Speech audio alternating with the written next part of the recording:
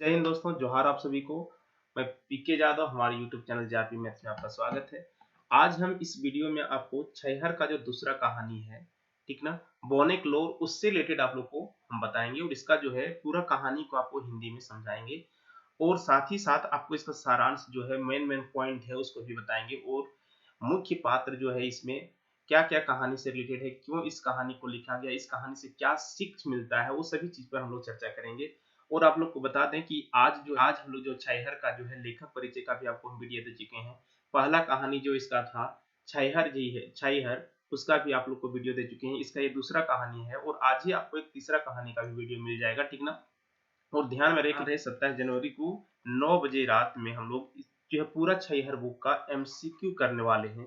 तो आप लोग जुड़ना ना भूलें और जो चैनल पर न्यू आए हैं वो चैनल को सब्सक्राइब करें और बेल आइकन को प्रेस करें ताकि मेरा हर वीडियो का नोटिफिकेशन आपको मिल सके। और साथ ही साथ कल जो है 27 तारीख को ही 7:30 बजे, ठीक ना, शाम में ही 7:30 बजे जीएस का भी आपका बैच स्टार्ट हो रहा है यूट्यूब पर, ठीक ना। तो आप वहां पे भी जुड़ सकते हैं। जीएस भी आप क्लास करके देखिए, एकदम पूरा जो है मानचित्र के आधार पर आपको सारा चीज डिटेल से बताया जाएगा। तो आई होप आपको पूरा क्लियर हो जाएगा, आपको सिलेबस से रिलेटेड सारा चीज जानकारी भी मिल जाएगा वहां पे कि झारखंड से जीएस से हो सकता है कि स्टार्ट होगा, सर से बात हुई है जैसे कि, ठीक ना। तो आप लोग आज जुड़ सकते हैं और बाकी भी दोस्तों में शेयर कीजिए ताकि और भी दूसरे को लाभ मिल सके, ठीक ना। तो चलिए, और मैथ के लिए भी आप लोग को बता दें कि मैथ के लिए भी यहाँ पे हम लोग जो है 20 क्वेश्चंस का जो है मॉडल पेपर जो है एक सेट हम लोग देखे हैं। फिर कल जो होगा एमसीक्यू जो होगा किसका, खोटा का, उसके बाद फिर नेक्स्ट डे हम लोग मैथ देते हैं, यानी कि एक दिन खोटा एक दिन मैथ हम लोग करते हैं। तो आप लोग जुड़ जाइए आराम से और बाकी लोग को भी जोड़ते जाइए चैनल में, ठीक ना। चलिए हम कहानी की ओर चलते हैं, ठीक ना। तो इस कहानी में देखो, ये जो कहानी है कहता है कि बोनेक्लोर, बोनेक्लोर कहने का मतलब होता है जंगल का आंसू। अब बता दो जंगल का आंसू मतलब बताओ, कहानी का जो ऊपर सारांश लिखाने के ऊपर जो लिखा गया है कहानी का शीर्षक, जो कहानी का ऊपर शीर्षक लिखा गया है बोनेक्लोर यानी कि जंगल के आंसू। तो बताओ तो जंगल का आंसू किस लिए लिखा गया है, किस आधार पर लिखा गया है। इस कहानी को थोड़ा समझने के लिए पहले हम थोड़ा सा आपको समझाते हैं इसका सारांश। कहानी की एक कहानी जो है पूरी तरह से पर्यावरण पर बेस्ड कहानी है, यानी कि आजकल जो है जंगल की कटाई का रेट जो इस तरह से बढ़ते जा रहा है और साथ साथ में जो है जंगल पर जितने भी योजनाएं आती है वो सारा पैसा जो है हमन कर जाता है सरकारी ऑफिसर मंत्री और लोग जो है उसी का पैसा खा जाता है। बाकी वक्त बहुत जो है इससे जंगली जीव पर भी फर्क पड़ते जा रहा है, जंगली जीव भी कम होते जा रहे हैं और उसका रहने का जगह भी कम होते जा रहा है। साथ में जो है ऑक्सीजन वगैरह का भी दिक्कत हो रहा है, ठीक ना। यानी कि पूरा तरह से जो कहानी है आपको पर्यावरण पर आधारित है, पर्यावरण आजकल संकट में है उसके रिलेटेड पूरा ये कहानी है। तो देखो यहाँ पे बोनेक्लोर है, कहता है जंगल का आंसू। ये जो कहानी है इसमें जो है जंगल राजा कह करके एक है, मतलब जंगल राजा का नाम लिया गया है। जंगल राजा जो है खुद जो है अपना जो है कहानी जो है बता रहा है पब्लिक को कि वो किस तरह से झेल रहा है और उसमें रहने वाले सारे जीव जंतु कितना परेशान है, उसी से रिलेटेड ये पूरा कहानी है, ठीक है। तो चलिए हम लोग कहानी को पढ़ते हैं आगे। देखो कहा है क्या, आप लोग को जो मुख्य पात्र है, तो इसका मुख्य पात्र ज्यादा कुछ नहीं, सिर्फ यहाँ पे ध्यान में रखें कि जंगल राजा जो है यानी कि जंगल देखो यहाँ पे लिखा है जंगल जो है स्वयं ना अपने बारे में बता रहा है, ठीक ना। अतः कि यह कहानी पर्यावरण पर निर्धारित है। तो एकदम ध्यान में रखना कि आपको ये भी पूछ सकता है कि छैहर बुक में कौन सा कहानी जो है पर्यावरण पर निर्धारित है, यानी कि तो पर्यावरण पर निर्धारित कौन सा है, तो बोनेक्लोर, ठीक ना। इस कहानी में जंगली स्वयं अपने जंगल इस कहानी में जंगल स्वयं अपने आप को बीती बात सुनाता है, यानी अपने आप पर जो बीत रहा है उस बात को सुनाता है। किसे सुनाता है, तो आम आदमी को। किसे सुनाता है, अपने, तो आम आदमी जो है उसको अपना बीता बात को सुना रहा है। इसमें क्या है, सरकारी कर्मचारी का व्यवहार सुनाता है, सरकार की गलत नीतियों के बारे में बताता है, आम लोग की लापरवाही के कारण वनों के नुकसान जो हो रहा है उसके बारे में बताता है, प्रकृति के नुकसान के बारे में बताता है, ठीक ना। जंगली जीवों का नुकसान जो हो रहा है उसके बारे में बताया गया है, ठीक ना। मानव जाति को होने वाली भावी नुकसान के बारे में भावुक वर्णन किया गया है, यानी कि इसमें जो जंगल जो कम होते जा रहा है उसमें मानव जाति का जो भावी नुकसान होगा, बहुत भयंकर नुकसान होने वाला आगे चल करके, उसी के बारे में वर्णन किया गया है इस कहानी में, ठीक है।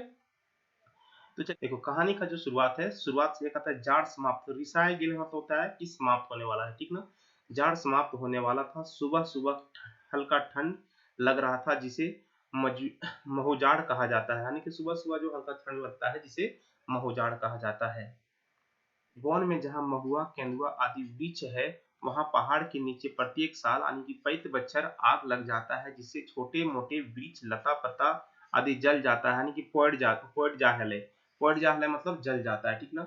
लोग महुआ चुनेक यानी कि बिछे, चुनेक मतलब बिछे यानी कि जो जो महुआ चुनता है ना, जो उसको बिछे बोलते हैं। महुआ चुने के लिए कांटा आदि को साफ करने के लिए आग लगा देता है, यानी कि जब देखते हैं महुआ का जो सीजन होता है गांव में, यानी कि जाड़ा का जब समाप्त होने वाला रहता है, फरवरी लास्ट और मार्च के बीच में जो होता है, होली के समय में महुआ गिरता है, और वहां पे उसको महुआ चुनने के लिए, साफ सफाई करने के लिए जो होता है, वहां पे सारा चीज को इकट्ठा करके आग लगा दिया जाता है। उससे क्या होता है कि आग में खरपतवार भी जो होता है, जो ताजा भी होता है, वो सब भी बहुत सारा, वहां पे जंगल झाड़ी में भी कभी आग लग जाता है उस केस में, तो वही से रिलेटेड यहाँ पे चर्चा किया गया है, ठीक ना।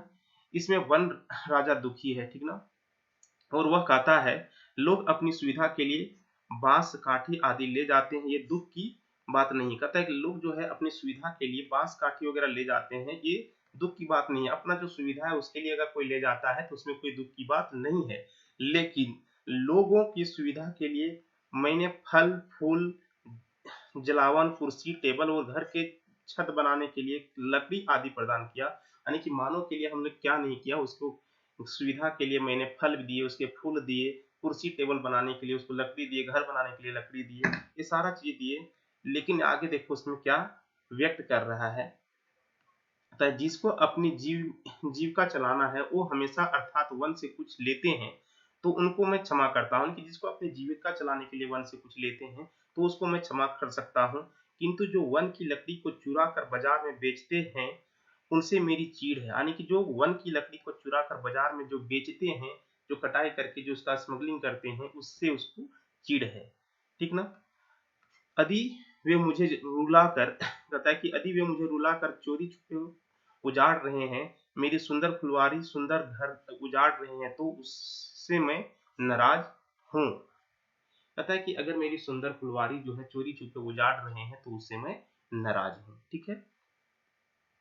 आगे क्या है, कहता है कि उपरोक्त बातों को सुनकर आम लोग ने कहा, आप जितनी दुखी है हम लोग भी कम दुखी नहीं है। जिस तरह आपके आंसू को कोई नहीं देखता, वैसे ही हम लोग के आंसू को भी ना तो सरकार नहीं उनके नौकर चाकर देखते हैं। यानी कि जिस तरह से आप दुखी अपना कहानी सुना रहे हैं, हम लोग का भी जो दुख है वो कोई नहीं सुनने वाला है, ना कि सरकार सुनने वाला है, नहीं सरकार का जितना भी दफ्तरदारी में जो नौकरी करते हैं सरकार का, वो सब नहीं कोई सुनता है, ठीक ना।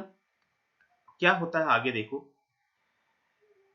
कहता है कि अंधे सरकार के विमान नौकर चाकर जंगल विभाग के हम लोग को सताते हैं, चूल्हा में जलाने वाली लकड़ी के लिए बहू बेटी को बेइज्जत करते हैं, जवान लड़की को डरा धमका कर इज्जत लूटने का कोशिश करते हैं। वो तो 5 10 5 की संख्या में लड़की रहती है, इस कारण बच जाती है। वैसे में चोरी का आरोप लगाकर उनसे रुपया पैसा वसूला जाता है। विरोध करने पर लड़की को मारता पीटता भी है, ठीक ना, मारा पीटा भी जाता है। यदि हम लोग घर के लिए जरूरी लकड़ी एवं डांग भी लाते हैं तो सिपाही मारते हैं, फिर मुकदमा भी कर दिया जाता है, फिर थाना वाला पकड़ के जेल में डाल देते हैं। ये मुकदमा काफी समय तक, कहता है कि ये मुकदमा कभी समाप्त नहीं होता है। यानी कि जो है जंगल राजा जब सुना रहे थे अपना कहानी कि ऐसा ऐसा कहानी है, तो उसमें से जो है आम आदमी भी बता रहा है कि हम लोग भी बहुत सताए जा रहे हैं, सरकार के जो है जंगल विभाग के जितना भी कर्मचारी है उसके अनुसार से हम लोग को झूठ मूठ में केस बना करके जेल में डाल दिया जाता है। यदि वहां पे एक लकड़ी भी लाते हैं तो हम लोग को केस भी कर दिया जाता है, और लड़की वगैरह जो होती है उसको बहुत सारा डांट भी करता है, उसका इज्जत लूटने का भी बात करता है सब, ठीक ना। आगे देखो क्या है, कहता है हम लोग को छुड़ाने या जमानत के लिए कोई नहीं जाते हैं। कहता है कि हम लोग को छुड़ाने और जमानत के लिए कोई नहीं जाते हैं, क्या हमारे इस जिंदगी को तुम नहीं देखते हो बोन राजा। यानी कि आम लोग जो है जंगल से भी विनती कर रहे हैं, क्या इस ये जो आप लोग हम लोग के प्रति जो अत्याचार हो रहा है क्या वो आपको नहीं दिखाई देता है। बोन राजा ने कहा, मैं सब कुछ देखता हूँ समझता हूँ, किंतु मन मार कर के रह जाता हूँ। कहता है कि मन मसुआए मतलब होता है मन मार करके रह जाता हूँ, ठीक ना। क्या कहता है, ये सब सुन करके वन राजा ने कहा, आप लोग तो केवल अपने एवं परिवार के दुख से दुखी हैं, इससे कभी तो आप सोच ही नहीं पाते हैं, ठीक ना। ये भगवान का सबसे श्रेष्ठ जीव है, इसमें अपने को बड़ा ऊंचा बुद्धिमान चालाक बनने के लिए दूसरे जीवों जैसे रेंगने वाला, बिना रेंगने वाला, तैरने वाला, ठीक ना, उड़ने वाला, सबको काबू में कर लिया। अपने स्वार्थ के लिए वह उनके खिलाता पिलाता और पोसता है। कहता है कि जो आदमी है बहुत ही चालाक है, सब श्रेष्ठ जीव है पृथ्वी पर, वो अपने स्वार्थ के लिए है, बाकी जीवों को पालता है, खिलाता है, पिलाता है, पोसता है, ठीक ना। आगे वन राजा ने कहा, मंत्री, ऑफिसर, पदाधिकारी, सिपाही सभी मेरा नाम लेकर मुझे बचाने के नाम पर कितना कितना योजना बनाते हैं और सब खा पी जाते हैं। कहता है कि जितना भी मंत्री है, ऑफिसर है, मेरा नाम कर कर लेकर बहुत सारा योजना बनाते हैं, बहुत सारा फंड लेते हैं, लेकिन वो कुछ करते नहीं है, सब अपने लिए खा पी करके वो बैठ जाते हैं, ठीक ना। उसी के बारे में बता रहा है। आगे देखो कहता है क्या, कि मेरे ऊपर 1000, 2000, 5000, 10,000 तो क्या लाखों खर्च दिखलाकर सब कुछ गबन कर जाते हैं। नए नए जंगल लगाने के नाम पर अरबों खरबों की योजना बनाते हैं, यानी कि नए नए जंगल लगाने के नाम पर अरबों खरबों की योजना बनाते हैं और सारा गबन कर जाते हैं, सारा खा जाते हैं, ठीक ना। सिपाही फॉरेस्टर मालामाल हो गए, मुझे बचाने के का तरह तरह उपाय नाटक किया गया। पता है कि सिपाही और जो फॉरेस्टर वगैरह है सारा मालामाल हो गया, मुझे बचाने का तरह तरह का उपाय और नाटक किया गया, लेकिन फिर भी सारा व्यर्थ रह गया। मुझे उजाड़ दिया गया, जो है कहता है कि मुझे जितना है उजाड़ दिया गया, वो कमी कर दिया गया, ठीक ना। मेरे साथ रहने वाले शेर, बाघ, हाथी, सियार, खरगोश, चूहा, गिलहरी सबको समाप्त किया गया, यानी कि मेरे साथ मेरे जंगल में मेरे पास रहने वाले जितने भी थे जानवर, वो सभी को भी संकट आ गया है, वो सभी भी समाप्त हो रहे हैं और समाप्त हो गया है बहुत सारा चीज, ठीक ना। आगे कह रहा है क्या, सांप बिच्छू जो हमारा रखवाली करता था उनको भी खत्म किया गया। सांप बिच्छू जो हमारा रखवाली करता था जंगल को, उसको भी खत्म कर दिया गया। नाना प्रकार के पक्षी, चील, कौवा, तोता, मैना, टिकला, पंखड़ी, गुडरी, पक्षी तोता, पंखड़ी, गुडरी सब समाप्त हो गए। वर्षा में जो मोर मोरनी नाचते थे सब खो गए। कोयल की कूक को भी सुन नहीं पाते हैं, यानी कि कोयल की भी कूक नहीं सुन पाते हैं। वर्षा में जो मोर वगैरह नाचती थी वो भी सारा लुप्त हो गया है अब, ठीक ना। ये बातें करते करते वन राजा रोने लगा, यानी कि ये बात बताते बताते जो है वन राजा जो है अपनी समस्या बताते बताते रोने लगा।